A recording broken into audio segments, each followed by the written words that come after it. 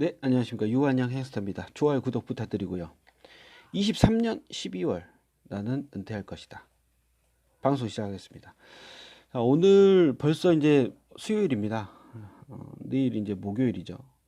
나이가 40이 넘어가다 보니까 시간이 굉장히 빨리 갑니다. 시간이 빨리 간 이유는 뇌가 기억력이 약해가지고 자꾸 까먹는다네요. 그래서 시간이 빨리 가는 것처럼 이렇게 느껴진다는데, 주식 투자를 하고 재테크를 하고 자산을 형성하는 과정은 굉장히 느릿느릿하지만 실제 하루 이틀 이렇게 지나가는 시간을 보면 굉장히 빠르다는 생각을 합니다.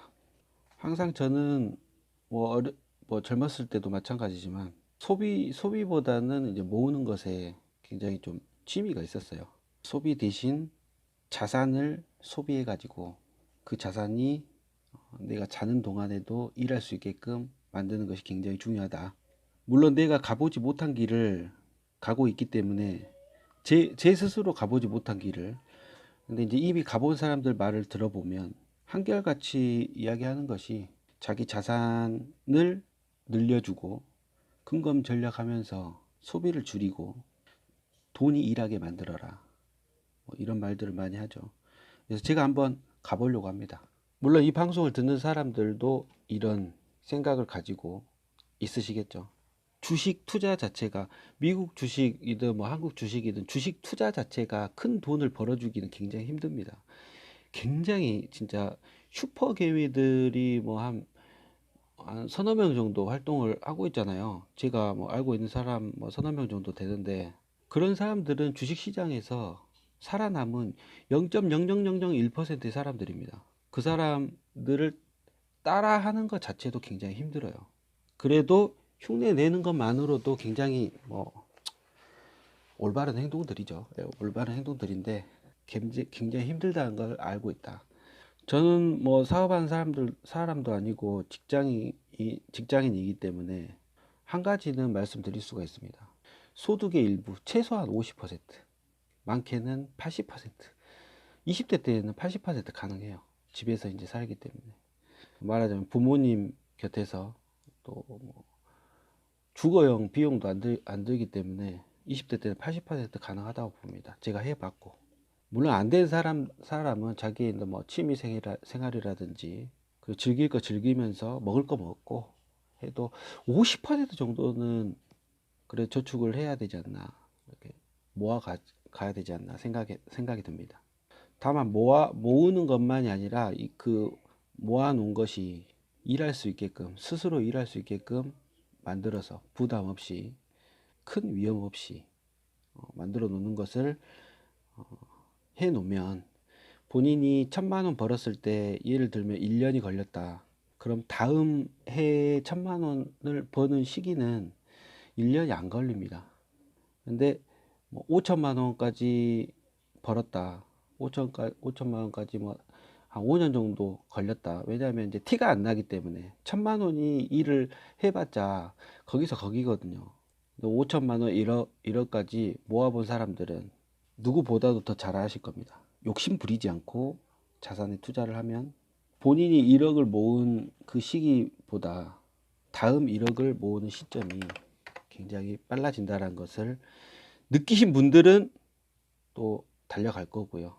느끼지 못하신 분들은 어쩔 수 없습니다. 경험을 또 해봐야 본인이 느끼기 때문에 백날 말해봤자 안 되더라고요. 네, 서두가 뭐 길었네요.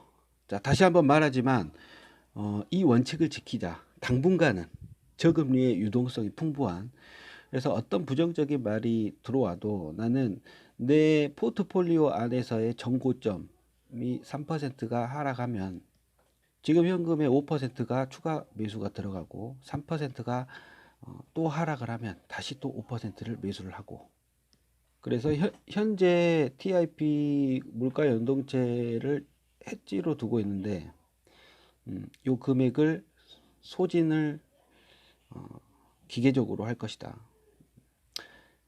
만약에 15% 이상 하락해 가지고 뭐 다시 한번 뭐 코로나 위기 때처럼, 아니면 뭐 2018년 닷컴 버블처럼 다시 또 폭락이 오더라도 팔지 않을 것이다. 이겨내야 된다. 최근에 어떤 뭐 공황, 그 경제 위기는 6년이면 회복이 됐다. 6년이면 회복이 됐기 때문에 예전에 어떤 공황 수준은 굉장히 길어지는 경우도 있지만 지금은 아니다.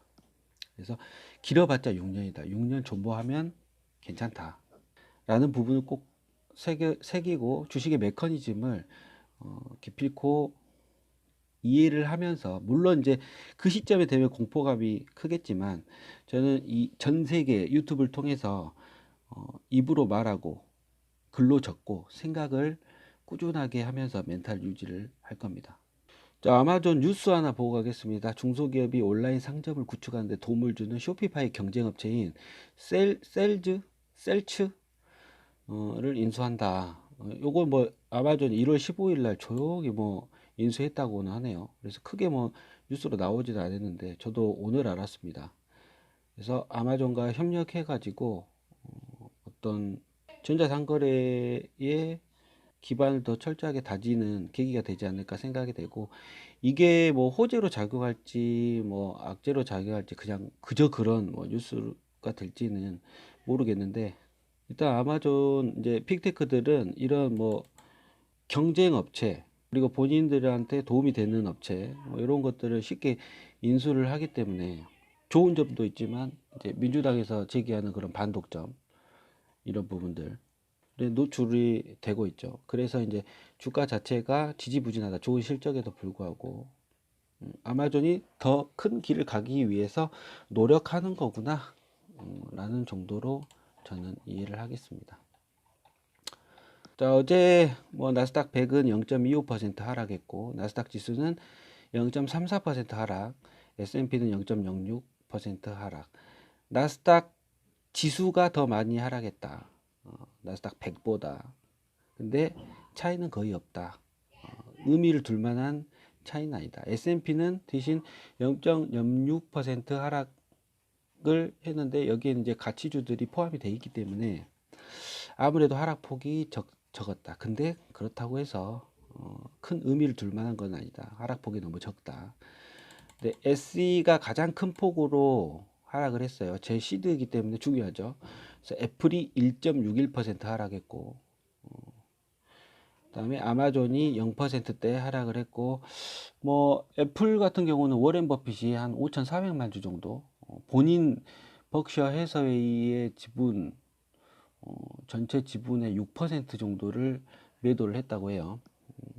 얘네들도 리밸런싱을 한 거다. 리밸런싱을 많이 오른 거를 팔고 다른 거를 포트폴리오 조정까지 했다고 하죠. 그래서 산 것이 세브론 정유업체, 그 다음에 금융주는 팔고요. 그리고 버라이즌이라고 통신업체를 샀습니다. 가치주 위주로, 현금이 도는 애들 위주로 매수를 했다라는 뉴스가 갑자기 떠오르네요. 네, 그렇습니다.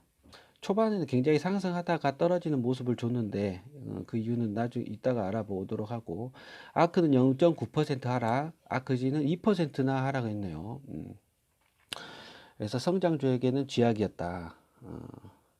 그래서 ICLN 요새 계속 좋지가 않습니다. 얘 또 언제 폭발할지 지켜봐야 되고요. 아직 팔 생각은 없습니다. 반도체만 0.59% 상승해줬네요. 원유 시추 에너지 섹터 3% 이상 올라줬고요. 금융 섹터가 1% 이상, 소셜 미디어 1% 이상. 소셜 미디어가 올랐어요. 그리고 곡물 반도체 상승했고, 분명히 소셜 미디어가 성장주일 텐데 이만큼 올라줬다. 요거는 뭐 개별 주식을 찾아봐야 될 건데 굳이 뭐 거기까지 찾아볼 필요는 없는 것 같고요. 대형 가치주, 중소형주, 대형 가치주나 중소형 가치주 중심으로 빨간색 상승을 했다. 근데 상승률이 그렇게 크지는 않죠. 가치주 입장에서. 성장주가 크게 하락을 했다. 대형보단 중소형주가 많이 빠졌고, IF 미국 국채 10년물 이상을 추종하는 상장 지수 펀드 ETF죠. 그래서 0.72% 빠졌고, 미국 국채 TIP도 하락을 했네요. 가치주 중에서도 뭐 다 간 것이 아니라 뭐 에너지 섹터, 원유 시추 업체 요런 애들 중심으로 올랐다 라고 판단을 할 수가 있겠네요.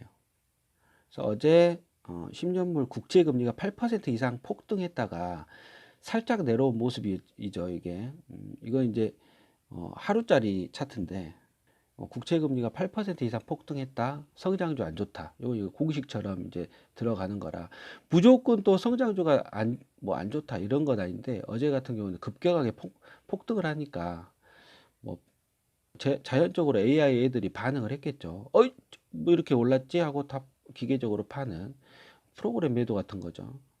그런 게 아닌가 싶습니다. 전체 성장주의 흐름에 어떤 발목을 잡았다. 그래서 저희 전체 포트도 하락한 모습을 보였다.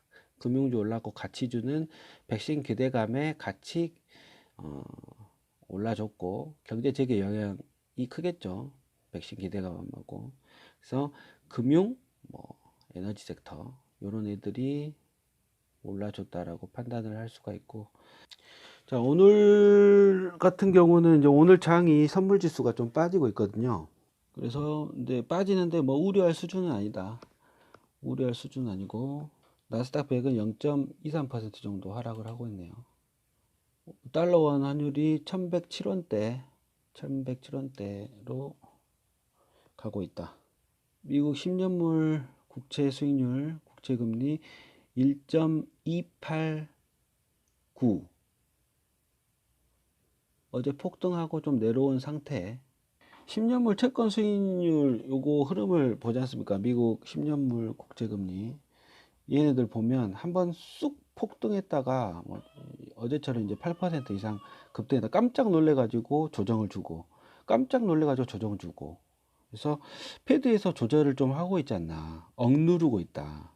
지금 누가 봐도 채권 가격이 굉장히 떨어지는 시점이에요. 금리가 이제 앞으로 이제 올라갈 일만 남았다고 판단이 되기 때문에 물론 이제 뭐 앞으로 어떻게 될지 모르겠지만은 제가 이전에 예상했 그 영상 올렸다 TLT 가격 있지 않습니까? TLT 가격 140불대에 매수를 시작을 한다고 했는데 지금 145불까지 왔거든요. TLT가 개장 전에는 0.52% 많이 상승하고 있는데 145불 어제까지 종가 기준으로 144.87불까지 떨어졌었다.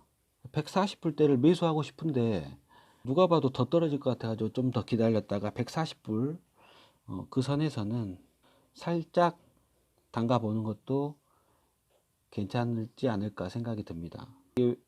왜 확실하게 못 들어가냐면 지금 제가 개인적으로 TLT를 직접 매입할지 장기 채권인데 NTSX라는 자산 배분형 ETF가 또 있어요. 근데 여기에 40%의 레버리지 1.5배를 해가지고 60%가 얘들이 채권을 들고 있는 거거든요. 그래서 요거를 살지 지금 고민을 굉장히 많이 때리고 있습니다. 나름대로. 제가 지금 가지고 있는 TIP 30% 정도, 그러니까 한 25% 정도 되죠. 지금 현재는. 이 해지 자산을 아예 통으로 NTSX로 가져가려고 생각을 하고 있어요. 직접 ETF를 채권 ETF를 살 수도 있는데 지금 현재까지는 NTSX를 좀 매입을 하려고 한다. 얘는 간단하게 설명을 드리면 잘 설명해 놓은 영상이 있는데요. 공유를 한번 걸어 드릴게요. 6대4 포트폴리오 그 AOR 시리즈 있지 않습니까? 블랙로인가 그 자산운용사에서 만들어 놓은 자산 배분형 ETF들이 있어요. 주식 뭐 30%, 채권 70%, 뭐 6대4, 4대6, 7대3 이딴 식으로 이제 만들어 놓은 게 있는데 6대4가 저한테는 딱 맞아요. 근데 6대4 수익률을 보면 굉장히 지지부진합니다. 지지부진해요. 물론 이제 장기적으로 뭐 10% 내 수익을 거두면 굉장히 좋겠죠. 뭐 작은 수익률은 아니지만. 근데 MDD도 20% 이상을 주더라고요. 보통 한 30% 내외 정도. 근데 얘는 위즘트리 90, 60, US 밸런스드, NTSX 얘네들은 레버리지까지 활용을 하기 때문에 그 6대4 포트폴리오 그 AOR보다 굉장히 좀 뭐랄까 다이나믹합니다. 수익률이 더 좋아요. 지금 올라온 코로나 이후의 퍼포먼스를 봐도 굉장히 높습니다. 그러니까 90% 정도의 주식 비율을 가지고 있기 때문에 레버리지 1.5배를 통한 주식 비율이 높기 때문에 괜찮고, 하락에서도 굉장히 빠르게 올라온다. 채권도 60을 가지고 있으니까. 근데 레버리지가 있기 때문에 변동성이 좀 있다. 그것을 이제 고민을 하고 있고, 게다가 이제 얘네들은 거래량도 작아가지고 무조건 장기 투자 아니면은 뭐 좀 뭐 그 갭이라고 하죠. 그 손해 보는 것이 좀 있어요. 거래도 안 될 가능성도 많고. 그래서 굳이 팔 때는 좀 손해를 보고 뭐 0.12, 3%뭐 요 정도 0점대 퍼센트는 손해 보고 팔아야 팔린다. 그 이제 갭이 존재하는 작은 ETF입니다. 자산 배분형인데 수수료도 0.2%로 굉장히 좋고요. YTD 기준으로 3.92%, 퍼포먼스가 좋다고 그랬죠. 뭐 아크나 이런 막 그런 ETF랑 비교하면 안 되고 자산 배분형인데도 3% 이상 올라왔다가 굉장히 엄청난 거죠. 그래서 배당도 0.85% 정도는 준다. 그때그때 뭐 다르겠지만. 근데 여기 보세요. 볼륨 32,000주, 에버리지 볼륨 47,000주, 한 10억, 거래량 한 10억에서 한 15억 사이 정도밖에 안 된다는 거죠. 그리고 넷어셋 전체 총 자산 비율이 자산이 405 밀리언, 한 1조짜리 그 자산 규모를 갖고 있는 거거든요. 1조 정도 되죠. 1조 정도. 그래서 뭐 금액이 중요한 것이 아니라 굉장히 좀 작다, 사이즈가. 그래서 좀 고민이 되고는 있는데, 장기적으로 이제 가져가면은 뭐 크게 문제 될 건 없다라고 생각은 하는데요. 그래도 고민이 된다. 얘들 갖고 있는 거 주식은 마찬가지로 애플, 마이크로소프트, 아마존, 페이스북, 알파벳, 요 빅테크 위주로 또 1, 2, 3, 4, 5 갖고 있잖아요. 이 안에들은 특징이 이제 미국 우량주 위주로 갖고 있어요. 우량주 위주로. 그리고 여기 보시면 롱 본드 뭐 10년물, 뭐 2년물, 5년물 뭐 이런 식으로 채권을 다 갖고 있죠. 이게 이제 뭐 듀레이션이 한 7년 정도 만기를 갖고 계속 뭐 사다리 전법인가? 채권을 소유를 하고 그 이자 가지고, 그리고 이제 채권 가격을 가지고 위기 때는 이제 채권 가격이 올라가니까 그러면서 리밸런싱을 분기마다 해주고 있습니다.